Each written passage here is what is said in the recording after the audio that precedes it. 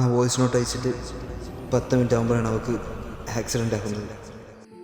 ഇവനെ കുറെ ദിവസം ഇവിടെ കാണുന്നുണ്ടല്ലോ, ഇയർഫോണും വെച്ച് ഒറ്റയ്ക്കിരിക്കും, എന്തോ വിഷമമുള്ളതുപോലെ. നീ എന്താ എല്ലാ രാത്രി ഇയർഫോണും വെച്ച് ഇവിടെ വന്ന് ഒറ്റയ്ക്കിരിക്കണേ? ഉറങ്ങും മുമ്പ് എനിക്കൊരാളുടെ വോയിസ് കേൾക്കണം. ഗേൾ ഫ്രണ്ട് വല്ലതും ആണോ? അതെ.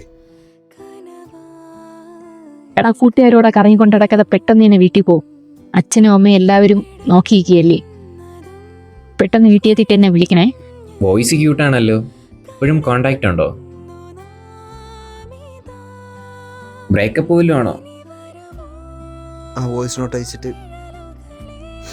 10 മിനിറ്റ് ആകുമ്പോഴാണ് അവൾക്ക് ആക്സിഡൻ്റ് ആകുന്നത്. ഈടാ, അന്ന് മുതലേ എനിക്ക് ഉറങ്ങും മുമ്പ് അവളുടെ വോയിസ് കേൾക്കാതെ പറ്റുന്നില്ലടാ.